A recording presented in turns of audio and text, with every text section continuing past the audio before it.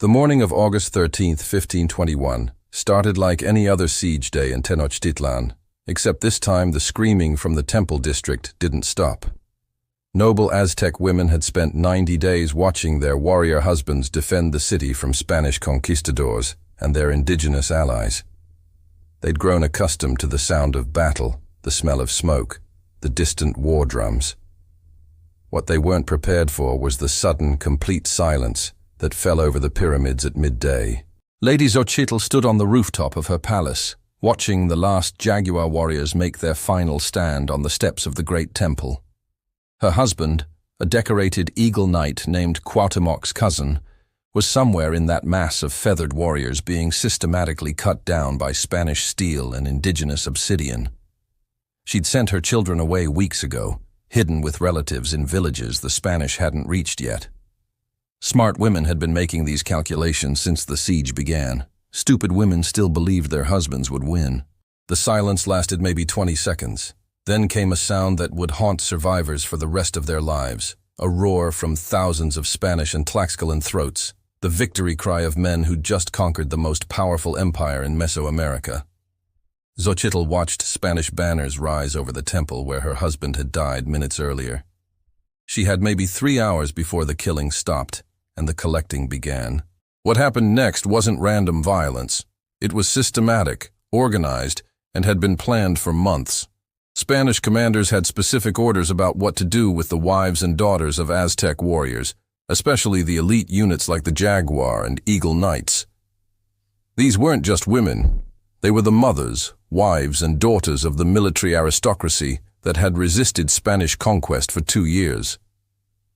Cortés understood something fundamental about breaking a civilization. You don't just defeat the men, you erase the women who would raise the next generation of resistors. Xochitl and dozens of other noble women made a desperate attempt to escape through the canals that crisscrossed Tenochtitlan. The city was built on a lake, with causeways connecting it to the mainland. If they could reach the boats, if they could make it to the far shore, maybe they could disappear into the countryside. It was a reasonable plan. It might have even worked. Except the Spanish had already thought of it. For 3 days before the final assault, Spanish soldiers and Tlaxcalan warriors had been positioned at every canal exit, every causeway, every possible escape route. They weren't there to kill. They were there to catch. The orders were explicit. Capture. Don't kill. Dead women couldn't serve Spanish purposes. Living ones could. Xochitl's canoe made it maybe 200 yards before Tlaxcalan warriors, former enemies of the Aztecs now allied with Spain, pulled it from the water. She watched 3 other boats get captured in the same way. The women screamed, fought, bit, scratched. One woman managed to drown herself before they could pull her out. The Tlaxcalans just laughed and moved to the next boat. There were hundreds more women trying to escape, and they had all night to catch them. By sunset, the canals were empty. By midnight, the Spanish had set up processing centers in 3 different locations around the fallen city. Processing, that's what they called it in official reports. Like these women were goods to be inventoried, which is exactly what they were about to become. Noble women who'd spent their lives in palaces, who'd never worked with their hands, who'd been taught to read glyphs and manage households and perform religious ceremonies, were now sitting in the mud surrounded by Spanish soldiers taking notes on wooden tablets. The Spanish were meticulous record keepers. They documented everything: names, ages, physical descriptions, which warrior each woman had been married to, how many children she'd had, whether she was valuable enough to keep or common enough to distribute immediately. This wasn't cruelty for cruelty's sake. This was bureaucratic efficiency applied to human destruction. But what none of these women knew yet, what they couldn't have known as they sat in the mud that first night, was that the Spanish had brought priests with them. Franciscan and Dominican friars who'd been preparing for this moment since the siege began. Because before the Spanish could legally claim these women as property, before they could be distributed as rewards to conquistadors, before they could be worked to death in mines or bred to produce a new generation of half-Spanish children, they needed to be baptized. The Catholic Church had rules about enslaving Christians. Those rules didn't apply to pagans. And the Spanish were very, very good at following rules when it benefited them. The conversions began at dawn on August 14th, less than 24 hours after the city fell. Spanish priests had set up stations in 3 former Aztec temples, the irony apparently lost on no one except possibly the priests themselves. Xochitl and roughly 300 other noble women were herded into what had been the temple of Tlaloc, the rain god. The floor was still sticky with blood from sacrifices performed days earlier before the final Spanish assault.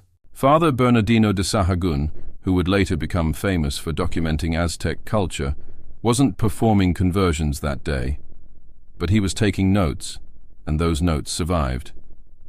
He described the scene with the detached precision of a man cataloging insects. Women arranged in rows of 20, soldiers holding each woman's arms, a priest moving down the line with a bowl of holy water and a register book, the whole process taking approximately 2 minutes per woman. 2 minutes to erase a lifetime of identity and replace it with something the Spanish could legally own.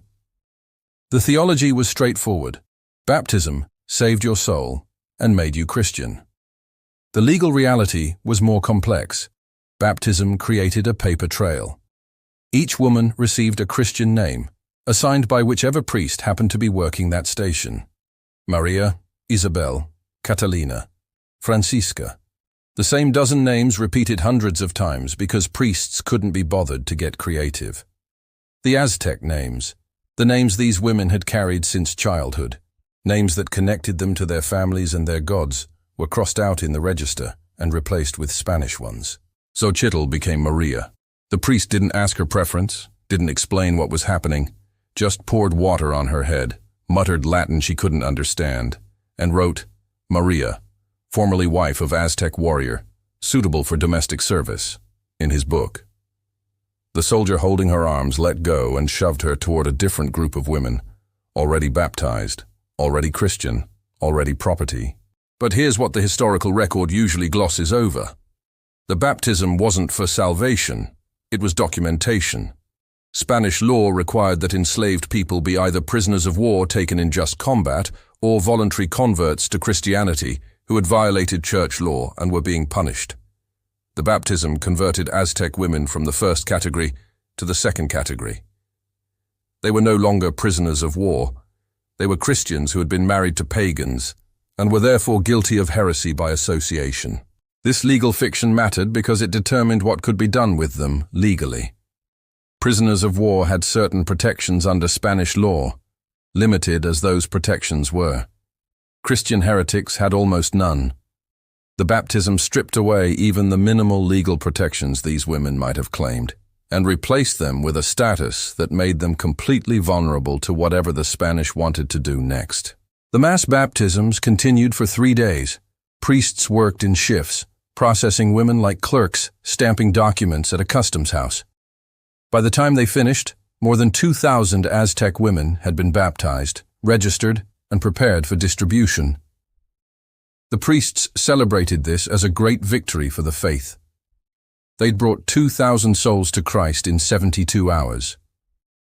Never mind that most of these women had no idea what Christianity was, had been given no instruction in the faith, and had been baptized at spear point while their husbands' bodies were still being cleared from the streets. Father Sahagún's notes describe what happened next with bureaucratic precision. The baptized women were divided into categories based on age, physical condition, and social status. Young women under 25, especially those without children, were set aside for conquistadors as rewards for service. Women with children under 5 were grouped together for agricultural work, since they'd be easier to control if their children were with them. Older women, those over 35, were designated for mining operations in the mountains west of the city. But there was a special category that Father Sahagún mentions only briefly, almost in passing. Women who had been married to high-ranking Aztec military commanders, the officers who'd led resistance against Spanish forces, were marked with a special notation in the register. Mujer de comandante rebelde. Requiere atención especial. Woman of rebel commander. Requires special attention. Xochitl's husband had been related to Cuauhtémoc, the last Aztec emperor. That made her requiere atención especial. She didn't know it yet, standing in a group of newly baptized women with water still dripping from her hair, but that notation in a priest's register had just determined the rest of her life. Special attention didn't mean favorable treatment. It meant the Spanish had specific plans for women whose husbands had been leaders. The baptisms were finished by August 17th. The distribution of women began on August 18th. Spanish soldiers lined up outside the temples with documents signed by their commanders, entitling them to rewards for service during the conquest. Some documents specified particular women by description: young, unmarried, from noble family. Others were more general: one adult female, suitable for farm work. The soldiers handed their documents to Spanish officials, who checked them against the baptism registers and called out names. Maria, formerly Xochitl, stepped forward. And just like that, a woman who'd spent 30 years as an Aztec noblewoman became property of a Spanish soldier named Diego Hernandez, who'd distinguished himself during the siege by personally killing 6 Aztec warriors. His reward was her. The document said she was his for life, or until he sold her to someone else, whichever came first. But before she could be handed over, before any of the women could be delivered to their new owners, there was one more ritual to complete. The Spanish were thorough people. They understood the power of ceremony. These women needed to understand, at a deep level, that their old lives were over and their new lives belonged to Spain. They needed to be broken, not physically, that would come later, but psychologically. They needed to understand that resistance was pointless and obedience was their only option. So the Spanish organized what they called a ceremony of submission. What actually happened was a lot less ceremonial and a lot more brutal than that bland phrase suggests. And it was about to teach these newly baptized women exactly what their Christian names really meant in Spanish colonial society. The ceremony of submission took place in the main plaza of Tenochtitlan, the same plaza where Aztec emperors had once received tribute from conquered peoples. The Spanish appreciated irony, even if they didn't always recognize it. 2,000 newly baptized women were arranged in lines facing a wooden platform where Spanish officials sat with their registers and documents. Behind each woman stood the soldier, or conquistador, who now owned her. Diego Hernandez stood behind Xochitl, now Maria, with one hand on her shoulder.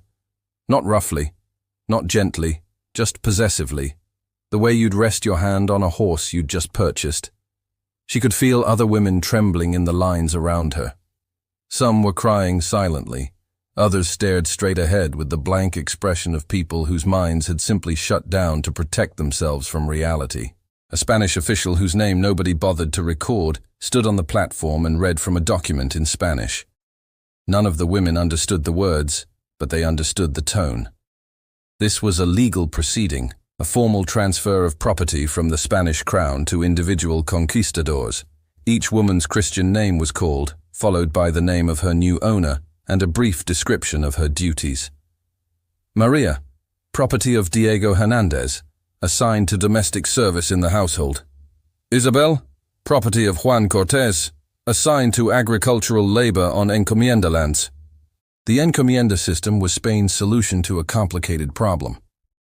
They'd conquered an empire with millions of indigenous people, but they didn't have enough Spanish colonists to actually control the territory or work the land. The solution was to give Spanish conquistadors legal authority over groups of indigenous people who would work the land and provide tribute in exchange for Christian instruction and Spanish protection. It was slavery with extra steps and a religious justification. For the wives of defeated Aztec warriors, the encomienda system meant something very specific.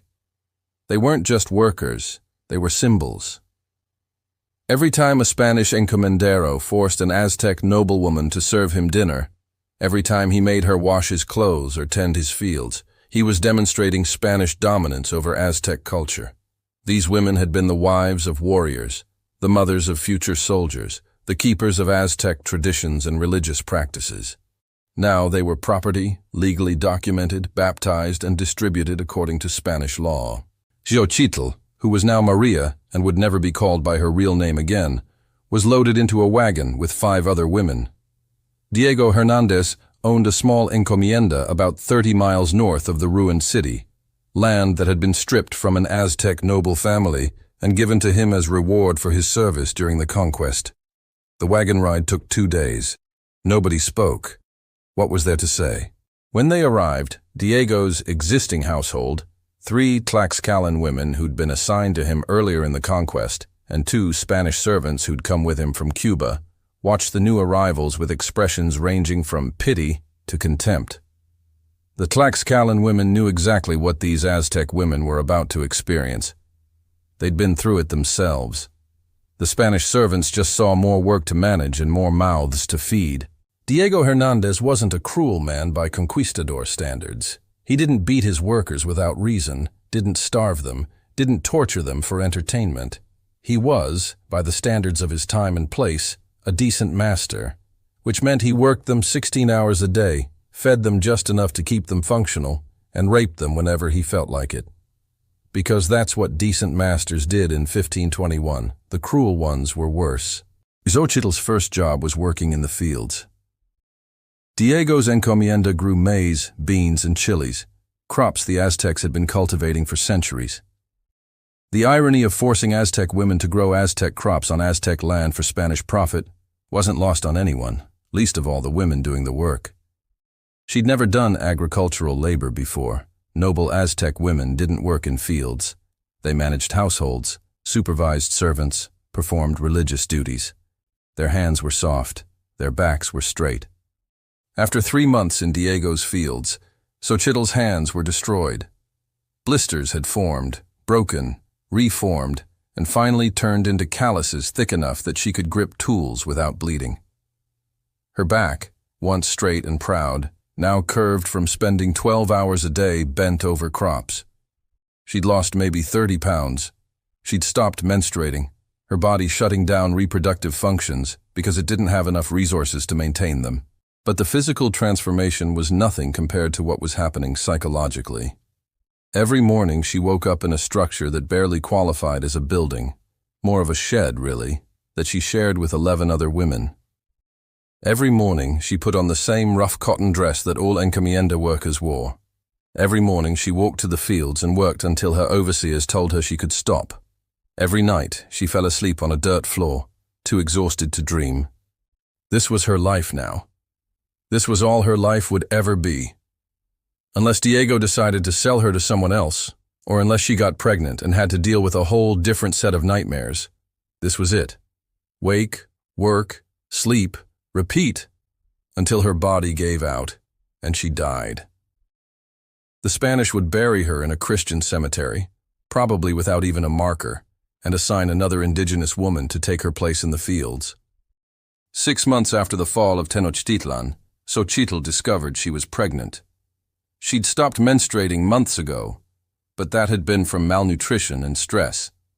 This was different. This was Diego's child growing inside her, conceived during one of the nights when he'd pulled her from the workers' shed into his house. He hadn't asked permission. Masters didn't need permission. The pregnancy should have been good news. Pregnant women were valuable in the encomienda system. They represented future workers, future tribute, future profit.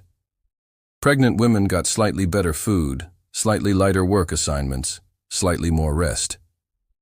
But Xochitl wasn't happy. She was horrified, because she understood something that most Spanish colonists either didn't understand or didn't care about. This child would be raised Spanish. It would speak Spanish. It would worship the Christian God. It would learn to despise its Aztec mother and honor its Spanish father. She would spend 9 months growing a child that would be used to destroy everything her people had been. That was the real genius of the encomienda system. It didn't just exploit indigenous labor, it created a new generation of half-Spanish children who would be loyal to Spain and hostile to their indigenous heritage. Within 2 generations, most indigenous resistance would come from mestizos, who barely remembered their indigenous roots.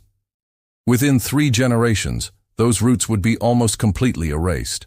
But Xochitl and the other women in Diego's encomienda were about to discover that pregnancy didn't protect them from everything, because the Spanish had other uses for indigenous women beyond field labor and reproduction. And those uses were about to be implemented throughout the colony, with devastating efficiency. Diego received a letter in March 1522, 7 months after the conquest. It was from colonial administrators in what was now being called New Spain. The letter informed him that a new silver mine had been opened in the mountains to the west, in a place called Taxco. The mine needed workers. Specifically, it needed women workers for surface operations, sorting ore, hauling waste rock, processing materials. The letter requested that Diego contribute workers from his encomienda to support this vital colonial enterprise. The letter didn't say request in the sense of asking permission. It said request in the sense of giving an order with polite language. Diego was required to send women. The only question was, which ones? He had about 30 women working his encomienda by this point, a mix of Aztec, Tlaxcalan, and other indigenous groups. Some were pregnant, some had young children, some were old enough that their working years were almost over. Diego made his selection based on cold economic calculation. Pregnant women stayed, they were breeding stock. Women with children under 5 stayed, separating them would cause problems and reduce productivity. Older women stayed, they were too weak for mine work anyway. That left about 12 women in their 20s and early 30s, still strong enough for hard labor, not pregnant, not caring for young children. Disposable. Xochitl watched from the fields as 12 women she'd lived with for 7 months, women who'd become something like friends in the way that prisoners become friends, were loaded onto wagons. One of them was a woman named Xochitl, who'd been married to an eagle knight. Another was Tequi, widow of a jaguar warrior. They'd all been noble women once. Now they were being shipped to a silver mine in the mountains because a colonial administrator needed to meet a quota. The women in the wagon weren't crying. They were past crying. They just stared at the women being left behind with expressions that said, "You're next." Because everyone understood that this was how the system worked. Today it was 12 women to the mines. Next month it might be 12 different women. Eventually, everyone would be used up and discarded. But Xochitl didn't know yet, couldn't have known from where she stood in Diego's fields, that the mines weren't the worst place the Spanish were sending indigenous women. There were other places, other uses for the wives of defeated warriors. And compared to what some women were about to experience, the mines would look like mercy. The journey from Diego's encomienda to the mining regions took 3 weeks. 12 women in 2 wagons, accompanied by 4 Spanish guards and a Franciscan priest whose job was to ensure the women received proper Catholic instruction during transport. The instruction consisted of him reading from a Bible they couldn't understand while they sat in chains. The priest seemed satisfied with this arrangement. Xochitl, who'd been renamed Isabel during her baptism, kept a mental count of the days. 21 days to travel maybe 300 miles. The wagons moved slowly because the roads were terrible, barely more than dirt paths that turned to mud when it rained. The women were fed once a day, usually maize porridge with no meat. They slept on the ground, still chained. One woman, a young Aztec named Ziloxoc, tried to escape on the 7th night. The guards caught her within an hour and beat her unconscious in front of the other women as a lesson. They reached Taxco on day 22. The mining camp wasn't what any of them expected. It was enormous. Hundreds of workers, maybe thousands, moving like ants across a mountainside that had been torn open to expose silver-bearing ore. The operation was only 8 months old, but it already looked ancient, like a wound in the earth that had been festering for decades. Spanish overseers divided the 12 women into work groups. Surface operations, they called it. That made it sound clean, technical, almost safe. The reality was different. Surface operations meant standing at sorting tables for 12 hours a day, separating silver-bearing ore from waste rock. It meant hauling heavy baskets of sorted material to processing areas. It meant breathing dust that contained lead, mercury, and other metals that would slowly poison your lungs and blood. Xochitl was assigned to a sorting station with 3 other women. The work was simple but brutal. Grab a rock from the pile, examine it. If it showed silver veining, put it in basket A. If not, throw it in pile B. Repeat. For 12 hours. With 2 short breaks for water and 1 break for food, every single day. No rest days, no holidays. The only time you stopped working was when you physically couldn't continue, and then you were replaced.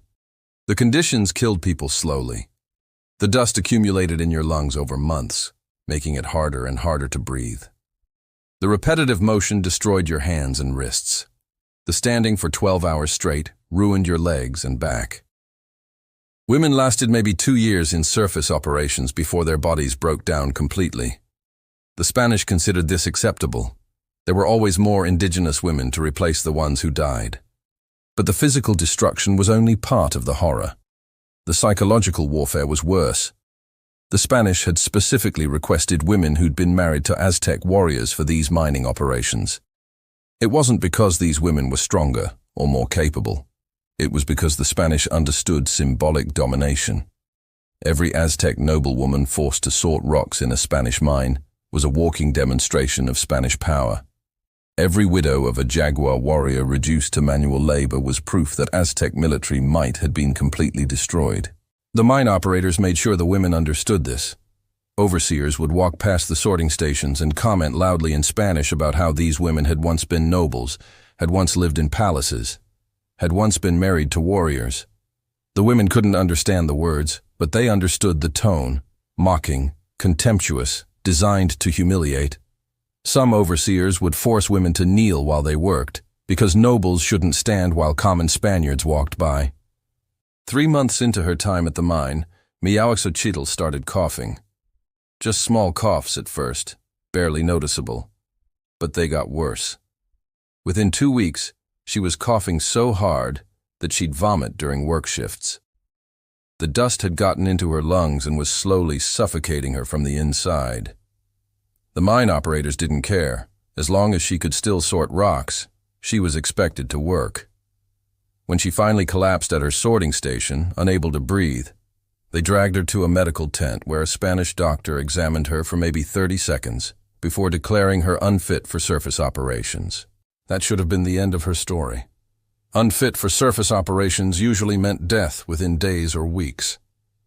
But the mine operators had other uses for women whose lungs were destroyed but who could still move. They assigned her to hauling waste rock, work that didn't require breathing fine dust but did require carrying heavy loads across uneven terrain. It was a death sentence with extra steps. But Miahuaxochitl wasn't alone in her suffering. All 12 women who'd arrived from Diego's encomienda were deteriorating at different rates. Siloxosh, the woman who'd tried to escape during transport, developed a fever that wouldn't break. Tequi, the Jaguar warrior's widow, lost so much weight that she looked skeletal. Another woman named Nakahwal went blind in one eye from some kind of infection. The mine operators documented all of this in their records with the same bureaucratic precision the priests had used during baptism. Worker designation, medical condition, estimated remaining productive capacity. The truly horrifying part was how normal this all became. After 6 months, Miahuaxochitl stopped thinking about her life before the conquest. It was too painful. She stopped remembering her husband's face.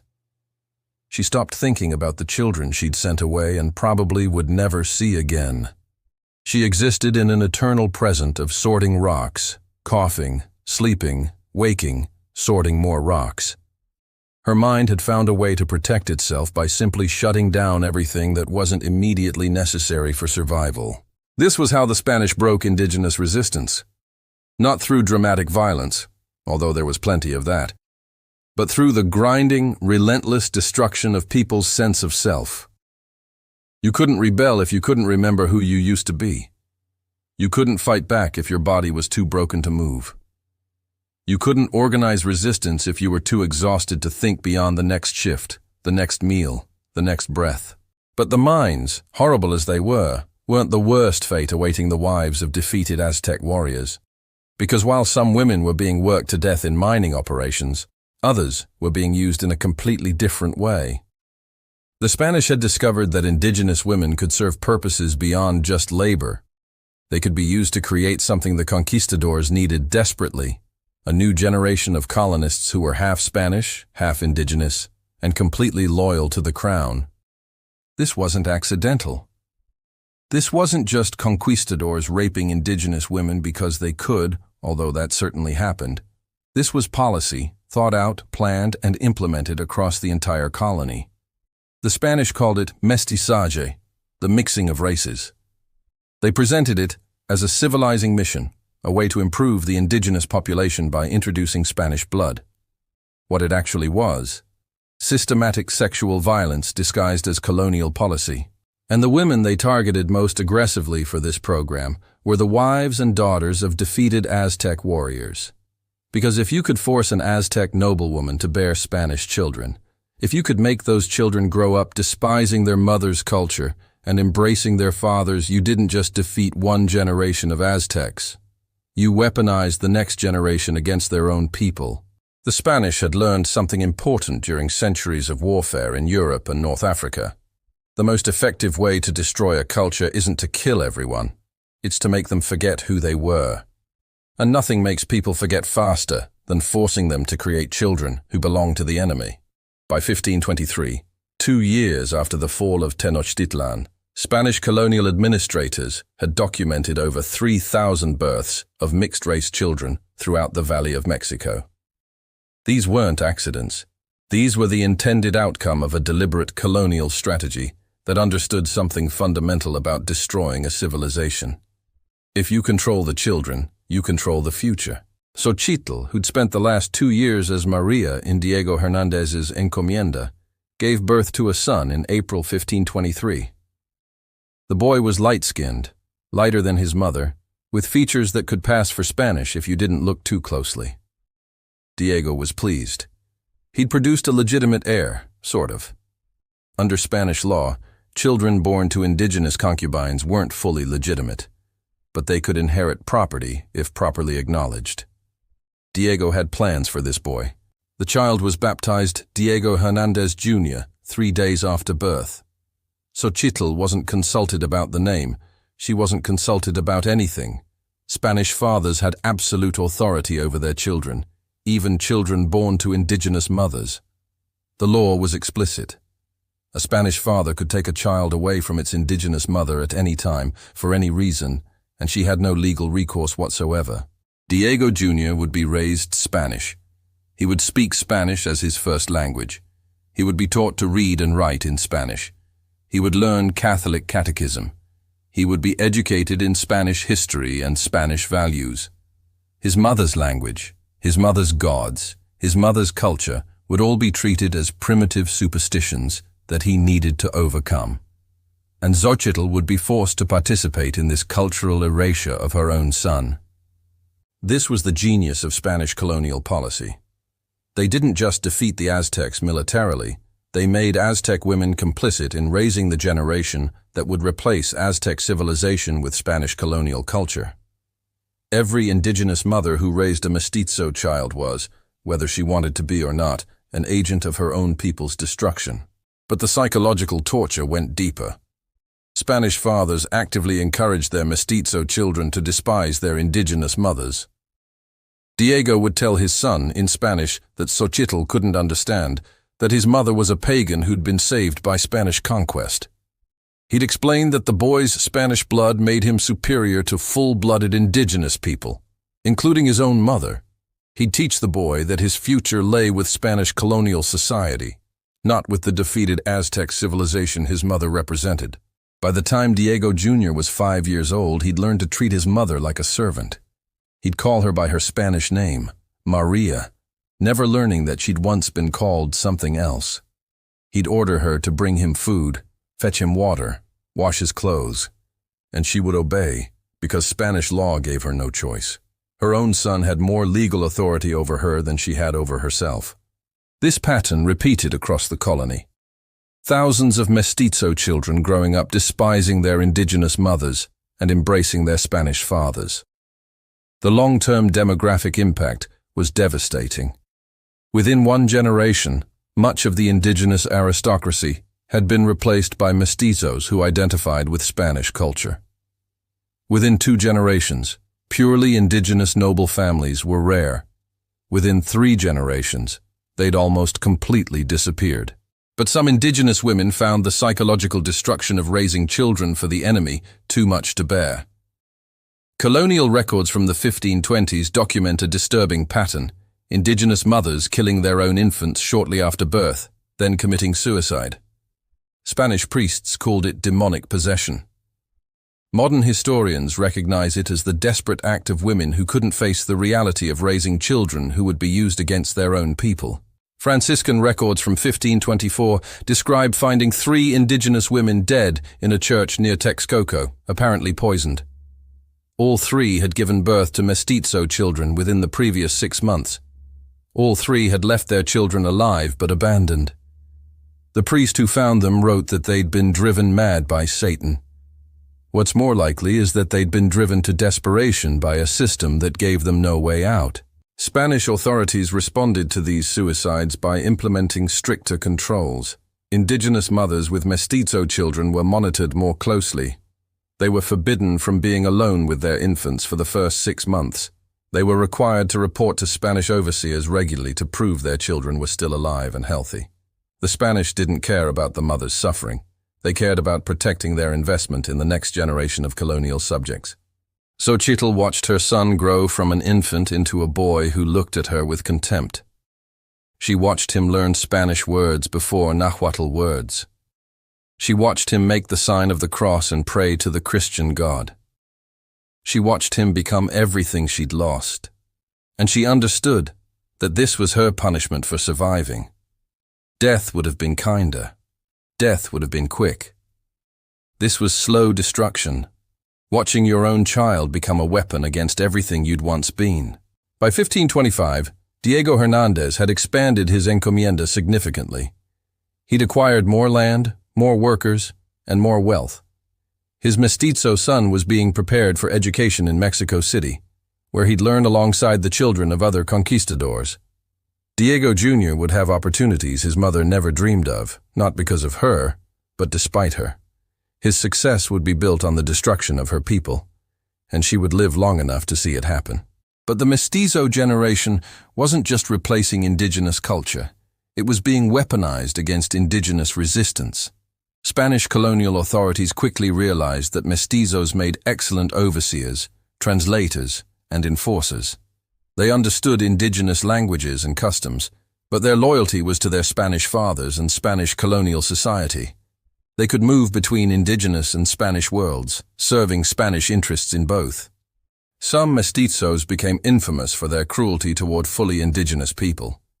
They had something to prove, that their Spanish blood made them superior, that they deserved to be treated as Spaniards rather than as indigenous.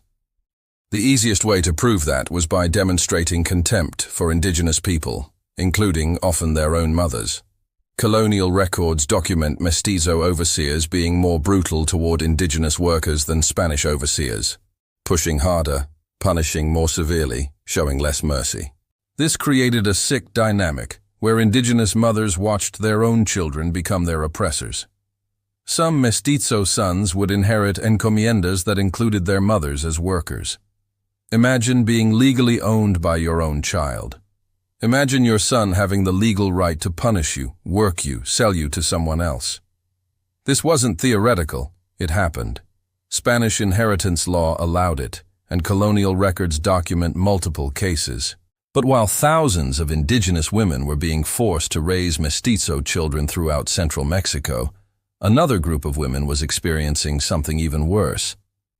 Because Spanish colonial authorities had kept detailed records during the conquest, they knew exactly which women had been married to which Aztec military commanders, and they'd been saving those women for something special. The wives of the highest-ranking Aztec warriors, women who'd been married to eagle knights, jaguar warriors, and military commanders who'd led resistance against Spain, hadn't been distributed to random conquistadors. They'd been held in a form of colonial custody, moved between different locations, kept under close watch.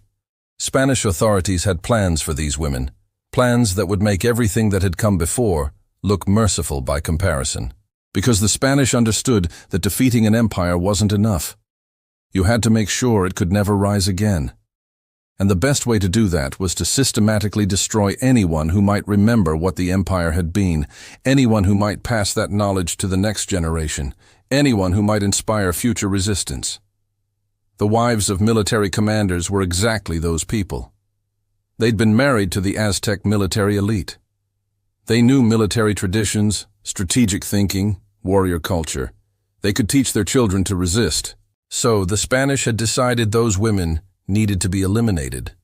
Not killed outright, that would be too quick, too merciful, but destroyed so completely that they couldn't pass anything meaningful to the next generation. And the Spanish had found the perfect place to do it. The silver mines of Potosi, in what is now Bolivia, 4,000 miles from their homes. In the summer of 1526, 5 years after the fall of Tenochtitlan, Spanish colonial authorities compiled a list. The list contained 127 names of indigenous women who'd been married to high-ranking Aztec military officers. These women had been kept in various forms of custody across New Spain, moved between encomiendas and religious institutions, their locations carefully tracked. Now it was time to deal with them permanently. Xochitl's name was on that list. Her husband had been an Eagle Knight and relative of Cuauhtémoc. That made her dangerous in Spanish eyes, not because of anything she'd done, but because of what she represented. She was a keeper of Aztec military traditions, someone who could potentially inspire resistance if left alive in central Mexico. The Spanish solution was to send her somewhere she could never return from, somewhere so remote and so brutal that she'd be destroyed before she could become a problem. The journey to Potosi took 4 months. 127 women in wagons and on foot, traveling south through territories most Spanish conquistadors hadn't even mapped yet. They crossed deserts, mountains, and jungles. 30 women died during the journey from disease, exhaustion, or despair. The Spanish guards didn't bother to bury them properly. They just dumped the bodies by the roadside and kept moving. Speed was more important than dignity. Potosi was hell made real. The Spanish had discovered massive silver deposits in these Bolivian mountains in 1545, and by 1546 they'd turned the entire region into an industrial operation fueled by indigenous slave labor. The mountain called Cerro Rico was being literally hollowed out, with thousands of workers digging tunnels deeper and deeper into poisonous rock. The mortality rate was staggering. Indigenous workers lasted an average of 4 months before their bodies broke down completely. The 97 surviving women from central Mexico were brought to Potosi, not for surface operations, but for something worse: deep mining. They would be sent into the tunnels, into the toxic darkness where mercury vapor from ore processing mixed with lead dust and other poisons to create an atmosphere that killed slowly, but inevitably. The Spanish called it underground operations. Everyone else called it the death sentence. Xochitl had survived 5 years of colonial hell. She'd survived her baptism, her enslavement, her forced pregnancy, watching her son become Spanish. She'd survived by disconnecting from hope, from memory, from anything that made suffering unbearable. But standing at the entrance to those mining tunnels, looking into absolute darkness that stank of chemicals and death, she felt something break inside her that hadn't broken before. The tunnels were narrow, barely wide enough for a person to crawl through in some places. The air was thick with dust that made breathing painful.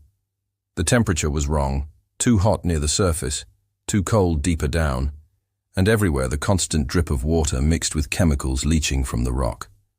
Women worked in teams, chipping ore from tunnel walls with hand tools, loading it into baskets, crawling back to the surface to empty the baskets, then returning underground for another load.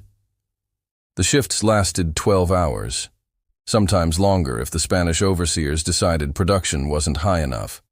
There was no light except for the occasional torch, and the smoke from those torches just made the air more toxic. Women navigated mostly by feel, crawling through darkness, breathing poison, slowly suffocating.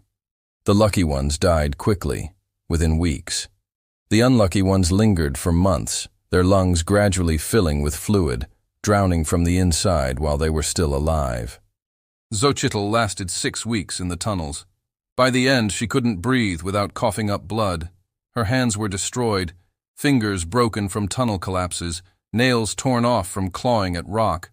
Her body had become skeletal, the poisonous air and minimal food rations burning through whatever reserves she had left. But she was still alive, still conscious, still aware enough to understand exactly what was happening to her. On what would be her last day, Xochitl crawled into a tunnel with 3 other women. The tunnel was new, barely explored, and the Spanish were eager to see if it contained good ore. The 4 women made it maybe 50 yards in before the ceiling collapsed. There was no warning, just a crack and then tons of rock falling in absolute darkness. 2 women were crushed instantly. Xochitl and 1 other woman were trapped but alive, pinned under rock in a space too small to move. Spanish overseers dug for maybe an hour before declaring the tunnel a loss. The remaining ore wasn't worth the effort of rescue. They sealed the tunnel entrance with wooden planks and moved operations to a different shaft. Xochitl and her companion were left to die in the darkness, buried alive in a Bolivian mountain 4,000 miles from home. How long did she survive? Hours? Days? There's no way to know. But we know she died there, because in 2012, archaeologists exploring abandoned colonial mining tunnels in Potosí found human remains in a collapsed shaft. The remains of 2 women, along with mining tools and scraps of cloth that dated to the 1520s. Forensic analysis revealed both women had been indigenous Mexicans, their bone structure and dental patterns consistent with populations from central Mexico. One skeleton showed signs of advanced lung disease, broken bones that had healed poorly, and markers of severe chronic malnutrition. The skull showed evidence of cranial deformation typical of Aztec nobility. DNA analysis, when it was finally possible, revealed genetic markers connecting this woman to modern Nahuatl populations in central Mexico. The archaeologists couldn't prove this was Xochitl specifically, but it was certainly a woman like her. An Aztec noblewoman, wife of a warrior, buried alive in a Spanish colonial mine thousands of miles from home. The excavation of that tunnel revealed something else. The women hadn't died immediately when the tunnel collapsed. They'd survived long enough to scratch marks on the tunnel walls. Not words. The darkness was absolute, but patterns. Repeated geometric designs that were recognized by specialists as Aztec religious symbols. In absolute darkness, facing certain death, these women had scratched prayers to gods the Spanish had tried to erase from memory. Their last act of resistance was refusing to die as Christians. But the archaeological horror didn't end there. As excavations continued in Potosí's colonial mining district, researchers found more mass graves, more collapsed tunnels, more evidence of what the Spanish had done to indigenous women in these mountains. The numbers were staggering. Conservative estimates suggest over 5,000 indigenous women died in Potosí's mining operations between 1525 and 1545. Most were never identified. Most were buried in unmarked mass graves or left in collapsed tunnels like Xochitl. Spanish colonial records barely mention these women. A few administrative documents note the arrival of rebel wives for mining operations, but provide no details about what happened to them. Church records occasionally mention baptisms and deaths, but nothing about the conditions, the suffering, the systematic destruction of women whose only crime was being married to men who'd resisted Spanish conquest. This was genocide by bureaucracy. The Spanish didn't line these women up and shoot them.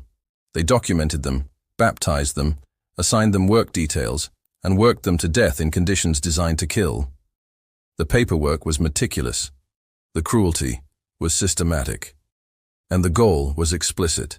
Eliminate any woman who might pass Aztec military traditions, cultural memory, or resistance strategies to the next generation. The excavations in Potosí revealed one final horror. When archaeologists analyzed the remains of indigenous women found in colonial mining tunnels, they discovered that many had been pregnant when they died. Some had given birth in the tunnels, their infant remains found alongside them. The Spanish had sent pregnant women into toxic mining operations, knowing it would kill both mother and child, because even unborn children of Aztec warriors were considered threats. The wives of defeated warriors weren't just killed, they were systematically erased. Their bodies were buried in unmarked graves or left in collapsed tunnels. Their names were replaced with Spanish ones and then lost entirely. Their children were raised to despise them. Their culture was outlawed and destroyed. Within 2 generations, almost nothing remained of Aztec military aristocracy, except mestizo descendants who'd been taught to forget their indigenous mothers and honor their Spanish fathers. This is the fate that history textbooks don't discuss. The fall of Tenochtitlan is presented as a military conquest, a clash of civilizations, a dramatic historical moment. What it actually was, the beginning of a systematic campaign to destroy indigenous women so completely that they couldn't rebuild what Spanish swords had torn down. The wives of defeated Aztec warriors were eliminated not because they'd fought, but because they might remember. They were killed not for what they'd done, but for what they might teach their children. And the cruelest part? The Spanish succeeded. Within 3 generations, most Aztec military traditions were forgotten. Within 4 generations, the Nahuatl language was dying in central Mexico. Within 5 generations, the descendants of Eagle Knights and Jaguar warriors couldn't identify their own ancestors. The wives of defeated warriors had been so thoroughly destroyed that even their memory was erased. But those skeletons in Potosi's mining tunnels tell a different story. They tell us that these women existed, suffered, resisted in small ways, and died far from home. They tell us that genocide isn't always dramatic. Sometimes it's bureaucratic, systematic, documented in neat Spanish handwriting in administrative records that treat human destruction like a logistics problem. And they tell us that the real cost of Spanish conquest wasn't just the warriors who died in battle. It was the women who were destroyed afterward, deliberately and methodically, to ensure the defeated could never rise again. The women who scratched Aztec prayers onto tunnel walls in absolute darkness, facing certain death thousands of miles from home, weren't just victims. They were the last keepers of a warrior culture the Spanish had tried to erase. Their final act, refusing to die as Christians, refusing to forget their gods even in the moment of death, was perhaps the only victory they could claim. It wasn't enough to save them. It wasn't enough to save their culture. But it was enough to leave evidence that they'd existed, suffered, and refused to be completely broken, even at the very end. That's the horrific fate of the wives of defeated warriors. Not a quick death in battle. Not even the questionable mercy of slavery. But systematic destruction designed to eliminate any possibility of cultural continuity, any chance of resistance, any hope of remembrance. And the tools of that destruction were baptism, forced labor, sexual violence, and deliberate cultural erasure, all documented with bureaucratic precision by an empire that understood how to destroy people without leaving obvious evidence of genocide. The Spanish conquered the Aztec Empire in 2 years, but they spent decades destroying the women who might have rebuilt it.